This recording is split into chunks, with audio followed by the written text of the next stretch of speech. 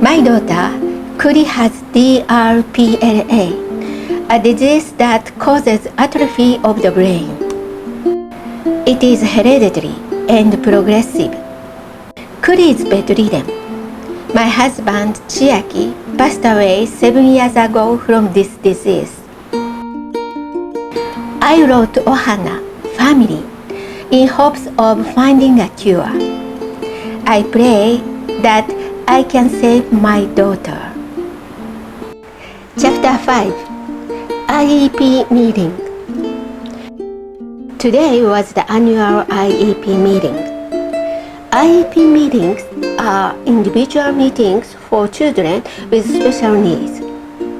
That was held every year since Kuri was in elementary school, and it was the first time it had been held since she entered high school. I went to the school by myself. Up until now, I had always felt a heavy sense of anxiety at IEP meeting, but today I was really depressed. I asked, "It's been 2 months since school started.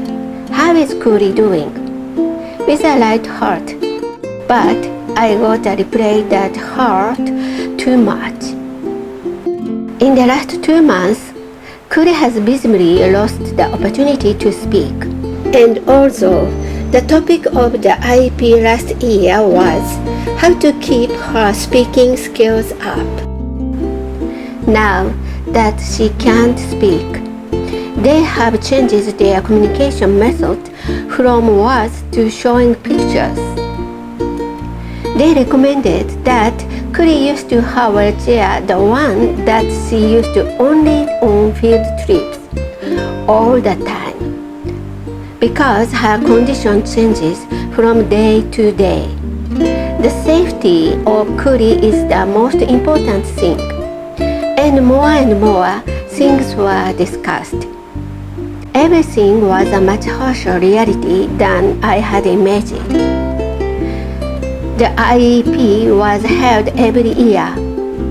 Until now, even if there are things that Kuri couldn't do, we could see her grow.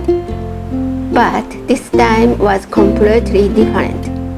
It wasn't that she couldn't do it, but that she couldn't do it anymore.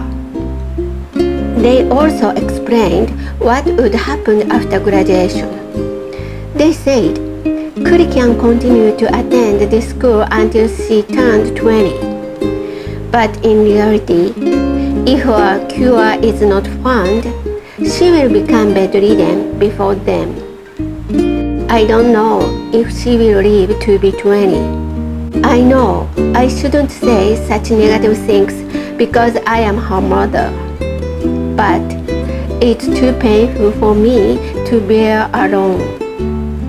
I tried not to cry during the meeting, but when I finished talking and hugged Mrs. Ota, I started to cry again. I knew all of this already, but it was hard to hear it explained in words. At the end, I asked, up until middle school, Kuri was often helped by the regular kids, but who is she closest to now?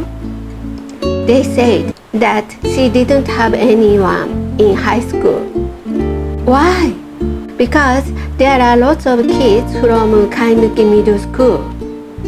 I see many kids who used to be Kuri's classmates.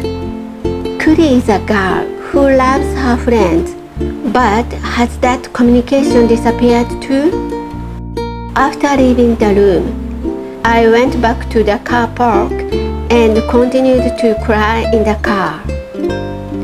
I cried so much that Chiaki would probably notice. So I called him and said, "I'll buy dinner at Kahara Mall and pick up Kuri on the way home." I was walking through Kahara Mall when I met Kuri's one-to-one teacher, Nancy. She asked me how the meeting had gone. and I just couldn't take it anymore.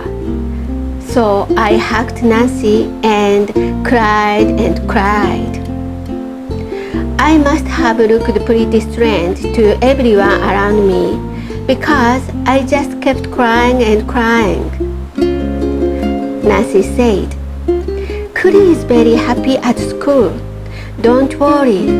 Kuri is a very strong girl, so she'll be fine.